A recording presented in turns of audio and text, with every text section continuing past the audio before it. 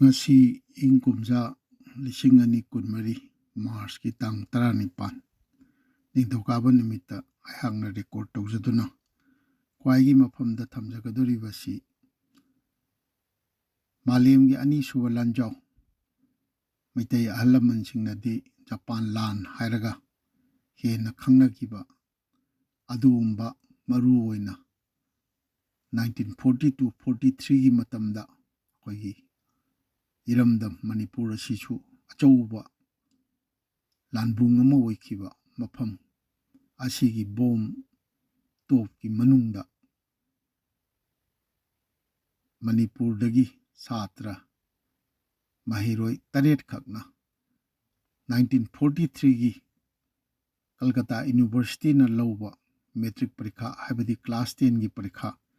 matau karamna thagi bage haibagi matangdani aduna recording asibu tabiriba khwaigi mafamda Manindra Konsam aihakna ahanbada nolokchage akoi Manipurda larik tamba mahi masing tamakpa western education asi khwaine na khangbire 1985 ta 1885 ta akoi Sir James Johnston linkalamba Johnston school dagi haura aga mathang lakpaduna 1908 ta Manipur dagi akoi club matric parikha Calcutta University makhada matric parikha thaba makoi ani wahangbam yumjaw amadi atopa Rajkumar amaga takatana parikha thaba chalu chatpal makoina matem chasingi marakta matric parikha thaba ahanbani makoina dakada chalaga parikha tharu herse yam nungaina ngasi Bangalore da chale Guwahati chale adu chale na akoi plane da chatpadu nate train da chatpad nate Dimapur chale na gari tonga chatpadu nate akoi khopum tampak lan na tongjai maril seisa tongjai maril haraga khangnaramba khongna chalaga parikha tharu ringi khongna chalaga halaimi sumain tawdana yam wana akoi matamdugi larik laichu tamakpa matamduda aduga makers of the modern Manipur gi ji semgat pirakpada saruk magi thodang yanaberimba mi singduna larik laichu tamakpasi onthokna wana awaba mawong amada tarokchani aikoina di yam laina aikoigi 1915 da ana layengi Dr. Ahanba Thokchong Govardhan thole 1916 da aikoigi meitai macha engineer Khomdram Angaungjaw thole agi 1920 da na Ahanba BA Saugaijam Samarendra thole gainaga koi record di phangdana akoina haiba ngamba moijingduna laik tamuri akoi khongna chalaga tongjai marinda natraga Dimapur lambi sa akoi Marwari singna gi lori chendana akoi taxi gi mawongda gariga chelakpaje bus ki mawongda bus ki nate taxi gi mawongda haitare mase 1920 gi patung da khaktani haibagi akoi record sing phangjai ado khongna chalakba koi tongjai marin lomda chatpajidi jiri lambi ngasigi jiri lambi se akoi khangjawi 1973-4 gi adwai khaktada akoi jiri lambi se jiri pamtana gari chelakpani hanadi lairamba nate akoi adum tawdana akoi kaino stage akoi ngasi khopum tampak lalaga akoi chatlamiba mitai ningthorol haktaktagi akoi kasar tampaka fauna boina chatlamiba tongjai maril da karamai tawna maitai gi satra singna adagi 1891 akoi British na Manipur lawsin ribau da sangari khaktana adugi matung 1916-17 doi sangari ngaktana chatlamba Dimapur lambi seista matamdugi satra singna karamai tawna makhongna chalaga akoi larik tamamba mapan lamda tamamba gaise akoi huji khangbada yamna ju ngaksu ngakkadaba du nungaigadaba posak amani adu kanana su thambiramdabnina akoi khangba ngamde adubu laibok phabadi akoi 1917-18 da Silchar da akoi jiri gi ꯖꯤꯔꯤ ꯐꯥꯎ ꯆꯠꯂꯤꯕ ꯑꯩꯈꯣꯏꯒꯤ ꯇꯣꯡꯖꯩ ꯃꯔꯤꯜ ꯂꯝꯕꯤꯗ ꯏꯝꯐꯥꯜꯗꯒꯤ ꯃꯈꯣꯡꯅ ꯆꯠꯂꯒ ꯁꯤꯜꯆꯔꯗ ꯑꯩꯈꯣꯏꯒꯤ high school ꯇꯝꯃꯨꯕ ꯂꯥꯏꯔꯦꯟꯃꯌꯨꯝ ꯏꯕꯨꯡꯉꯣꯍꯜ ꯑꯗꯒꯤ ꯃꯊꯪ ꯃꯥꯁꯤ ꯑꯩꯈꯣꯏꯒꯤ ꯃꯅꯤꯄꯨꯔꯒꯤ ꯑꯍꯥꯟꯕ LLB ꯑꯣꯏꯗꯣꯔꯤꯕꯅꯤ ꯑꯗꯒꯤ ꯀꯣꯟꯅ ꯑꯩꯈꯣꯏꯒꯤ ꯅꯤꯡꯊꯧꯒꯤ ꯃꯇꯝꯗ ADCꯒ ꯑꯣꯏꯔꯝꯗꯅ ꯗꯔꯕꯥꯔ ꯃꯦꯝꯕꯔꯒ ꯑꯣꯏꯔꯝꯃꯒ ꯇꯧꯔꯕ ꯃꯇꯨꯡꯗ ꯀꯣꯟꯅ ꯃꯅꯤꯄꯨꯔꯗ ꯑꯍꯥꯟꯕ ꯁꯦꯁꯟ ꯖꯖ ꯑꯣꯏꯗꯣꯔꯤꯕꯅꯤ ꯑꯗꯨꯒꯨꯝꯕ ꯂꯥꯏꯔꯦꯟꯃꯌꯨꯝ ꯏꯕꯨꯡꯉꯣꯍꯜ ꯁꯤꯅ ꯃꯥꯒꯤ ꯄꯨꯟꯁꯤ ꯋꯥꯔꯤ ꯑꯣꯇꯣꯕꯥꯏꯑꯣꯒ꯭ꯔꯥꯐꯤ ꯑꯃꯈꯛ जीवन चरित्र है अमुखक इरगा थंबिरमी मचा अमुखक मदैदा माना सिलचरदा लाइक तंब चटपगी मतांगसी चटखिबगीदी याम समना इबिरमी अदुगा थोलकपगीदी याम फजना मचा खाइना कदाइदा चाक थोंगा कदाइदा लेकपा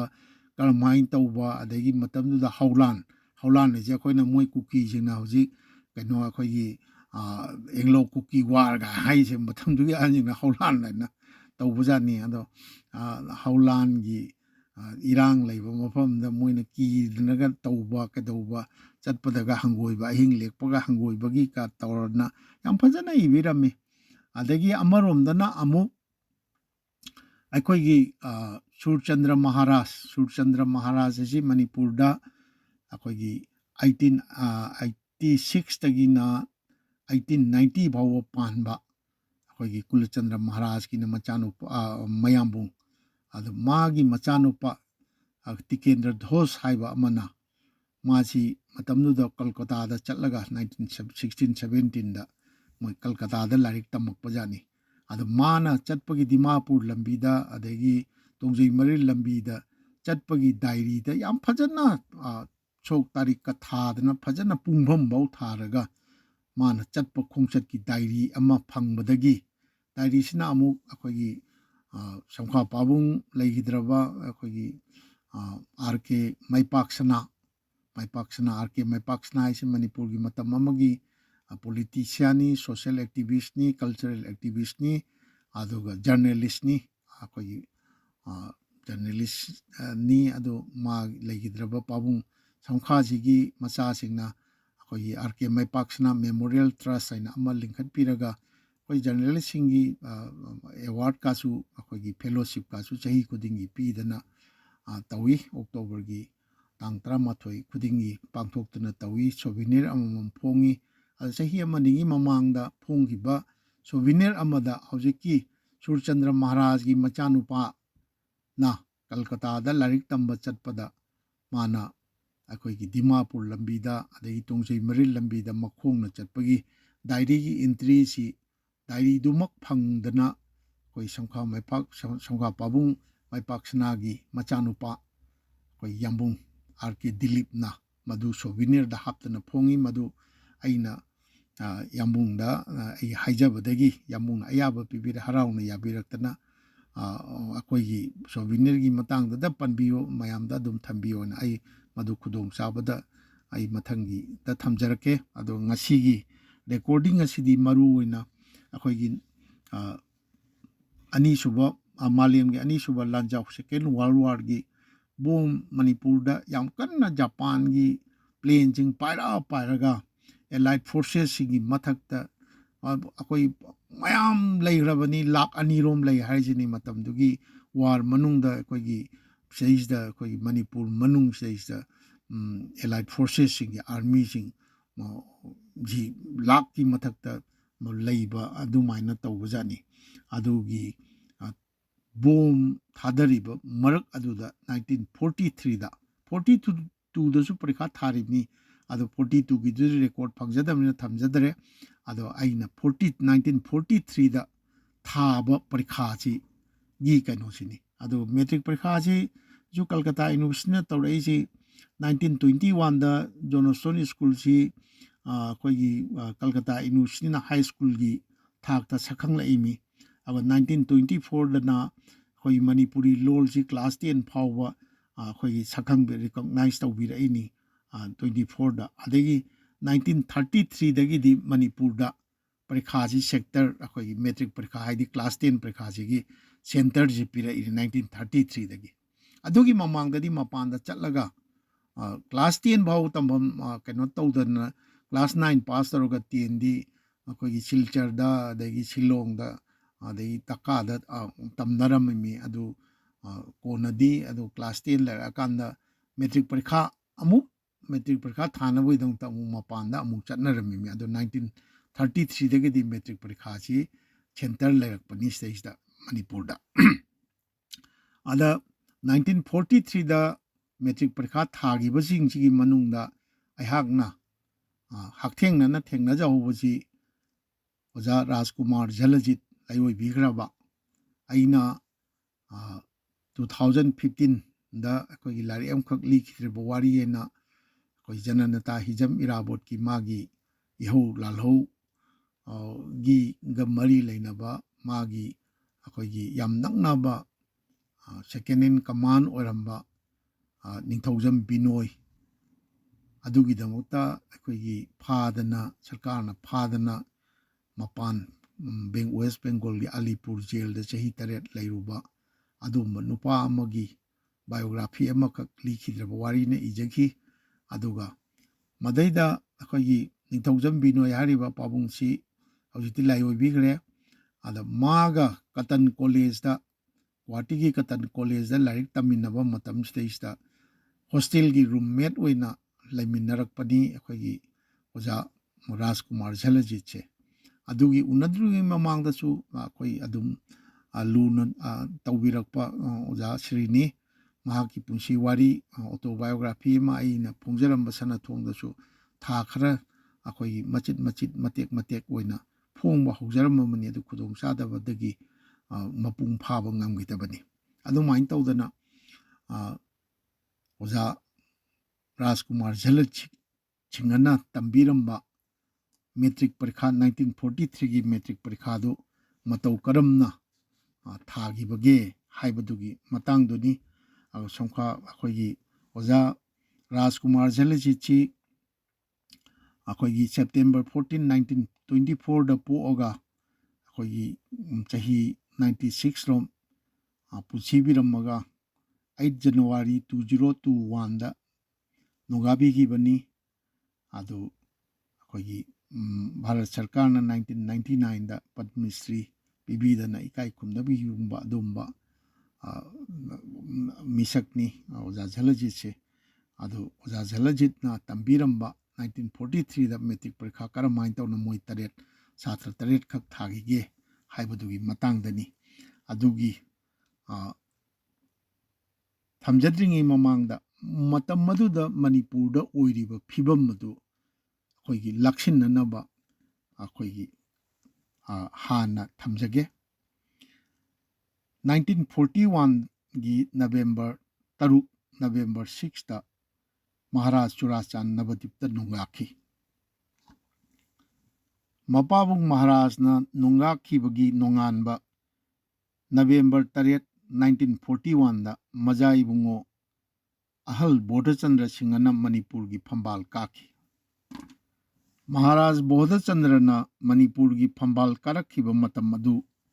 Malemgi ani suba lanjau manungni 1939 dagi Malemgi ani suba lanjau hauki 1945 ta loisinki 1940 gi May 10 dagi Britain su lanjau aduda yauksinki adubu Pacific ki amadi Kha Nongpok Asia gi lanphom kayada Japan gi makutta maithiduna makhogi loilam kaya mangki British Lainga ki makhada leiba Burma romda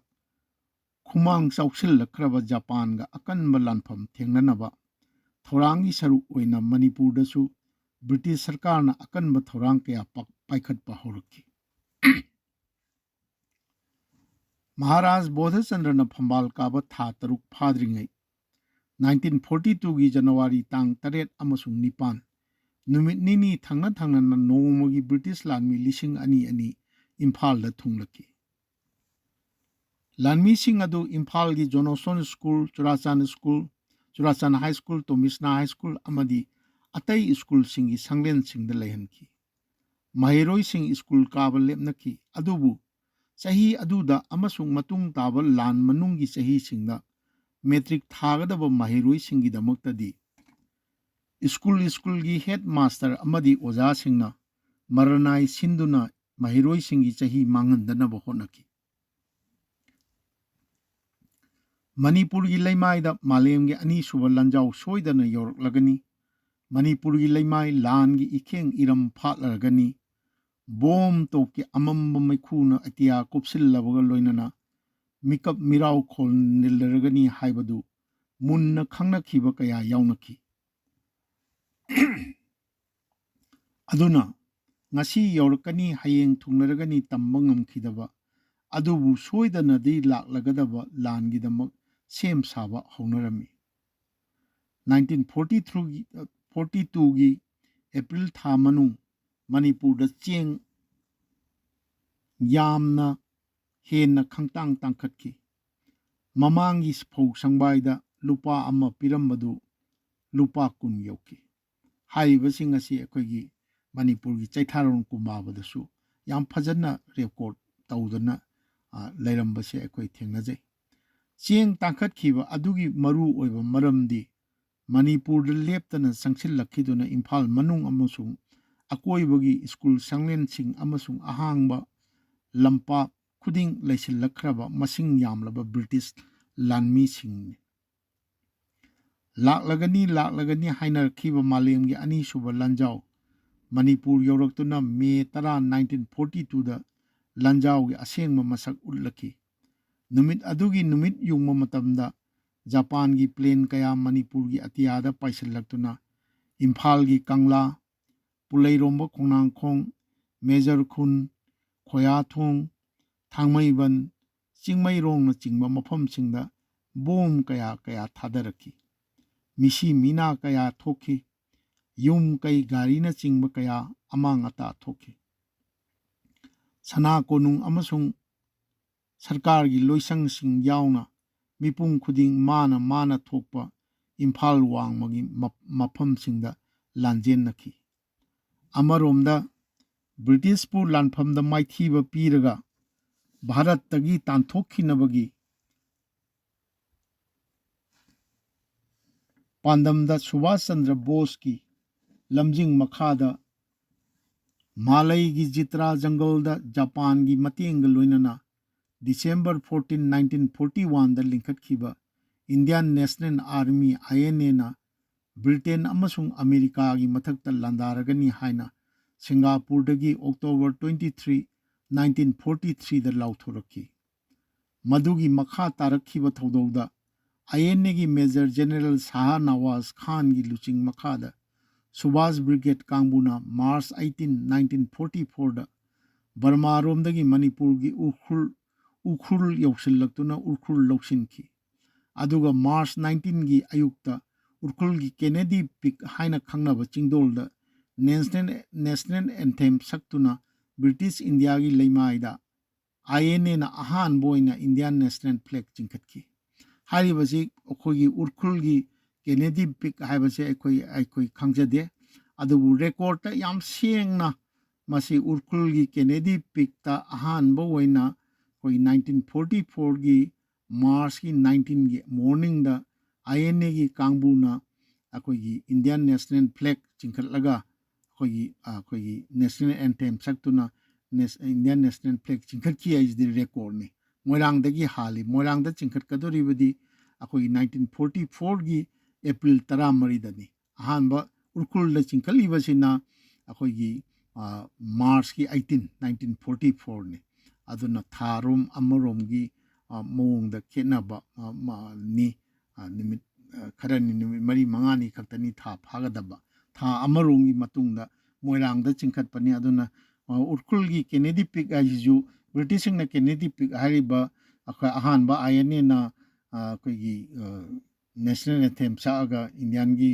national flag अखोगी Indian tricolour चिंखलमी मचु होंगी फिराल चिंखलमी हाइबा मफम से मसी अखोई खांगदोगा मसीसु अखोगी सेमगत पीफम थोई सेमगतफम थोई ना आइदी थमजनी अन मोइरांगी कंगलादा मखोगी लांगम फिरान चिंखकी अखोई 1944 की April 13 दा थौदोक अदुना मणिपुर की मोइरांगबुसु भारत निंगतम इहो पुवारी परिंगी लमाइदा अचौबा मफम अमा कलनखी Rajkumar Jalajit amasung mahaki classmate singna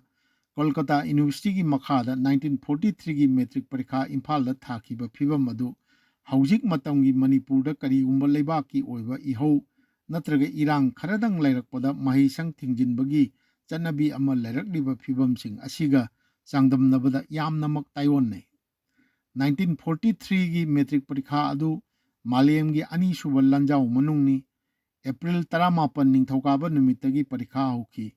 parikha mamangi chahidi mahiroi sing larik tamgadaba school sing loina mak sifai leisin khrabadina school kanaramde Johnstone school gi oinadi matric thagadaba mahiroi singbu headmaster konjengbam gauro singana kwa kaithel da leiba mayumda chang naina class tawduna larik takpirami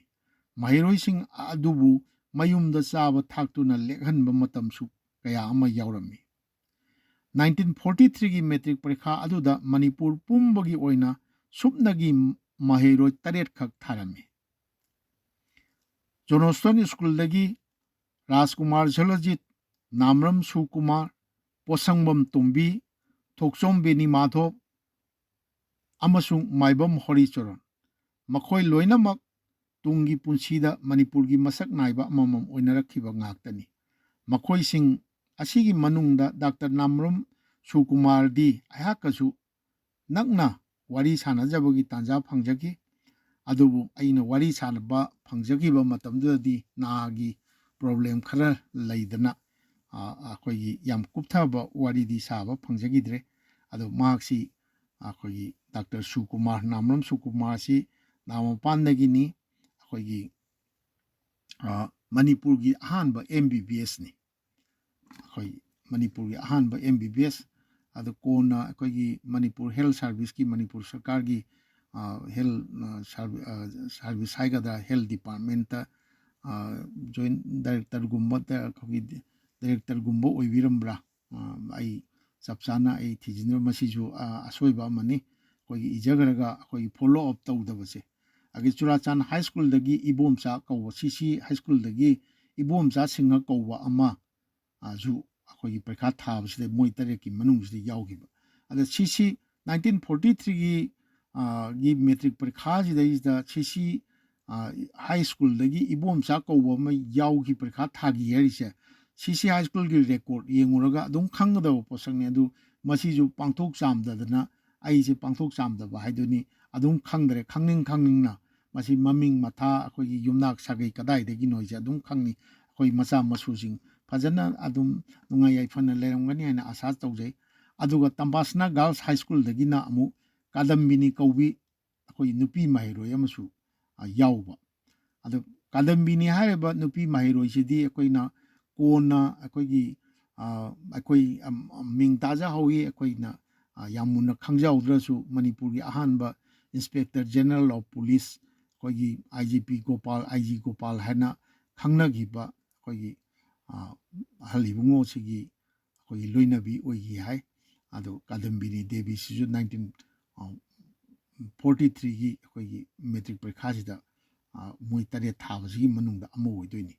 sahi sida Manipurgi akoigi chief minister su oibiramba thengkang amo ani ahumra oibiramba aduga akoigi parliament su MP house animakta MP oibiramba sri akoigi hujikti lai oibikhraba Risang Kaising ju 1943 da matric thagadawsida masi landuna maram moidana masi yawba ngamgite na takpirame matric parikha adugi thapam center matam adugi Manipur State Darbar gi member su oiriba aduga Calcutta University na Manipurda parikha gi in charge ohenkiba Manipur gi ahanba BA Sogaijam Samendra Singha gi Moirangkhom Sogaijam Laikai da leiba mayungi phampham ka haidi drawing room da oirami akoi Sogai Manipur gi ahanba BA Sogaijam Samarendra haibsi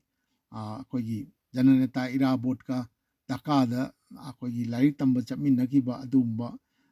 miyoi aduni sanajawa haraga su khangnaba akoigi hanba bi oina tholakibani akoigi Moirangkhom Sogaijam lairak magi mayumda masi Calcutta University na in charge oiraga magi mayungi drawing room da haidi phambam kada koi parikha si thadorim ꯄꯔꯤꯈꯥ ꯍꯧꯕꯁꯤꯅ ꯑꯩꯈꯣꯏꯒꯤ 19 ꯗ ꯑꯣꯏꯈꯔꯦ 19 ꯑꯦꯄ꯭ꯔꯤꯜꯒꯤ 19 ꯅꯤꯡꯊꯧꯀꯥꯕ ꯅꯨꯃꯤꯠꯇ ꯑꯣꯏꯔꯦ ꯃꯊꯪ ꯅꯨꯃꯤꯠ ꯇꯥꯡ 10 ꯂꯩꯕꯥꯛ ꯄꯣꯛꯄꯒꯤ ꯅꯨꯃꯤꯠ ꯌꯨꯡꯕ ꯄꯔꯤꯈꯥꯒꯤ ꯃꯣꯏ 8 ꯈꯛꯁꯤꯅ ꯄꯔꯤꯈꯥꯒꯤ ꯆꯦ ꯌꯥꯝ ꯀꯟꯅ ꯏꯅꯔꯤꯉꯩ ꯃꯇꯝꯗ ꯖꯄꯥꯟꯅ ꯈꯨꯔꯥꯏ ꯇꯦꯂꯤꯄꯇꯤꯗꯒꯤ ꯍꯧꯔꯒ ꯈꯨꯃꯤꯗꯣꯛ ꯄꯥꯡꯒꯟ ꯐꯥꯎꯕ ꯕꯣꯝ ꯌꯥꯝꯅ ꯊꯥꯗꯔꯝꯃꯤ ꯃꯤꯁꯤ ꯃꯤꯅꯥ ꯃꯩꯆꯥꯛ ꯂꯥꯡꯄꯣꯛ ꯌꯥꯝꯅ ꯊꯣꯛꯈꯤ ꯈꯨꯔꯥꯏ ꯆꯤꯡꯒꯥꯡꯕꯝ ꯂꯩꯀꯥꯏꯗ ꯂꯩꯕ ꯃꯥꯟꯗꯣꯞ ꯑꯃꯗꯗꯤ ꯈꯨꯔꯥꯏꯒꯤ ꯑꯍꯜ ꯂꯃꯟ ꯃꯌꯥꯝ ꯑꯃ ꯆꯥꯛ ꯆꯥꯅꯕ ꯃꯇꯥꯡ ꯑꯣꯏꯈꯤꯕꯅ ꯃꯤꯑꯣꯏ 100 ꯄꯨꯟꯅ ꯁꯤꯈꯤ ꯌꯥꯝ ꯅꯨꯡꯁꯤꯕ ꯋꯥꯔꯤꯅꯤ ꯈꯨꯔꯥꯏ ꯆꯤꯡꯒꯥꯡꯕꯝ ꯂꯩꯀꯥꯏꯒꯤ ꯃꯥꯟꯗꯣꯞ ꯑꯩꯈꯣꯏꯒꯤ ꯕꯣꯝꯅ ꯆꯥꯛꯈꯤꯕ ꯊꯥꯗꯗꯅ ꯑꯩꯈꯣꯏ ꯈꯨꯔꯥꯏ ꯃꯥꯏꯀꯩꯒꯤ ꯑꯍꯟ ꯃꯌꯥꯝ ꯑꯩꯈꯣꯏꯒꯤ ꯃꯔꯨꯞ ꯀꯨꯝꯕꯒꯤ ꯆꯥꯛ ꯆꯥꯅꯕꯖꯥꯠꯅꯤ ꯃꯈꯣꯏ ꯃꯌꯥꯝ ꯃꯤ 100ꯒꯤ ꯃꯊꯛꯇ ꯆꯥꯅꯕꯗꯨꯗ ꯕꯣꯝ ꯇꯥꯁꯤꯟꯗꯅ ꯃꯤ ꯃꯌꯥꯝ 100ꯒꯤ ꯃꯊꯛꯇ ꯁꯤꯈꯤꯕꯅꯤ ꯃꯁꯤ ꯁꯤꯕꯒꯤ ꯅꯨꯡꯁꯤꯕ ꯋꯥꯔꯤ ꯃꯌꯥꯝ ꯀꯩꯅꯣ ꯂꯩ ꯂꯥꯏꯔꯤꯛ ꯑꯣꯏꯅ ꯐꯣꯡꯕꯗꯁꯨ ꯂꯩ ꯑꯗꯣ ꯃꯤꯑꯣꯏ 100 ꯄꯨꯟꯅ ꯁꯤꯈꯤ ꯑꯦꯄ꯭ꯔꯤꯜ 12 ꯌꯨꯝꯁꯀꯩꯁ ꯅꯨꯃꯤꯠꯇꯁꯨ ꯀꯪꯂꯥ ꯁꯟꯖꯦꯟꯊꯣꯡ ꯑꯗꯒꯤ ꯔꯦꯁꯤꯗꯦꯟꯁꯤ ꯉꯁꯤꯒꯤ ꯔꯥꯖꯚꯋꯟ ꯑꯣꯏꯔꯤꯕ ꯔꯦꯁꯤꯗꯦꯟꯁꯤ ꯍꯥꯏꯔꯒ ꯑꯍꯜ ꯂꯃꯟꯁꯤꯡꯅ ꯈꯪꯅꯔꯝꯕ ꯑꯗꯒꯤ ꯋꯥꯍꯦꯡꯕꯝ ꯂꯩꯀꯥꯏ ꯀꯩꯁꯥꯝꯄꯥꯠ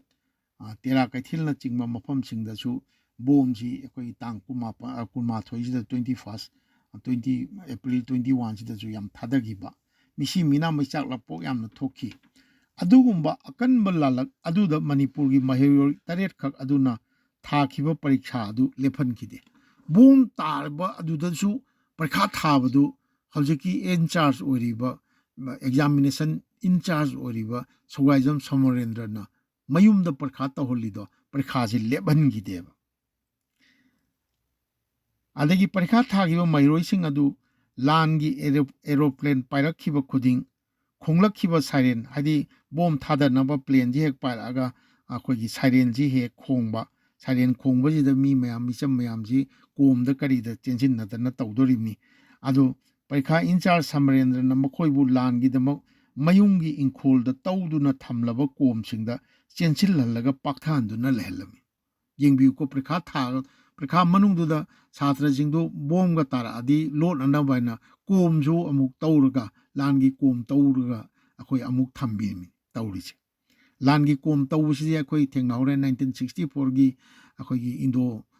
ꯆꯤꯅꯥ ꯑꯩꯈꯣꯏꯒꯤ ꯂꯥꯟꯁꯤꯗ ꯆꯤꯅꯥꯒ ꯚꯥꯔꯠ ꯏꯟꯗꯤꯌꯥꯒ ꯁꯣꯟꯅꯈꯤꯕ ꯂꯥꯟꯒꯤ ꯃꯇꯝꯁꯤꯗ ꯃꯅꯤꯄꯨꯔꯗ ꯑꯩꯈꯣꯏ ꯀꯣꯝ ꯌꯥꯝ ꯇꯧꯅꯩ ꯑꯩꯈꯣꯏ ꯑꯦꯜ ꯁꯦꯞꯇꯒ ꯇꯧꯕ ꯑꯗꯒꯤ ꯑꯦꯟ ꯁꯦꯞꯇ ꯇꯧꯕ ꯀꯣꯝꯁꯤ ꯑꯩꯈꯣꯏꯒꯤ ꯇꯧꯕꯗꯨ ꯑꯩꯈꯣই ꯊꯦꯡꯅꯖꯍꯧꯔꯤ ꯃꯁꯤꯃꯗꯤ ꯑꯗꯨꯅ ꯄꯔꯤꯈꯥꯒꯤ ꯏꯟꯆꯥꯔꯖ ꯁꯃꯔꯦꯟꯗ꯭ꯔꯅ ꯃꯈꯣꯏꯕꯨ ꯂꯥꯟꯒꯤꯗꯃꯛ ꯃꯌꯨꯝꯒꯤ ꯏꯪꯈꯣꯜꯗ ꯇꯧꯗꯨꯅ ꯊꯝꯂꯕ ꯀꯣꯝꯁꯤꯡꯗ ꯆꯦꯟꯁꯤꯜꯍꯜꯂꯒ ꯄꯥꯛꯊꯗꯨꯅ ꯂꯩꯍꯜꯂꯝꯃꯤ ꯁꯥꯏꯔꯦꯟ ꯃꯈꯣꯜ ꯂꯦꯞꯈꯤꯕꯒ ꯑꯃꯨꯛ ꯀꯧꯊꯣꯛꯇꯨꯅ ꯐꯝꯐꯝ ꯀꯥꯗ ꯄꯔꯤꯈꯥꯒꯤ ꯆꯦ ꯃꯈꯥ ꯇꯥꯅ ꯏꯍꯜꯂꯝꯃꯤ ꯀꯣꯝ ꯃꯅꯨꯡꯗ ꯂꯩꯔꯨꯕ ꯈꯨꯗꯤꯡꯗ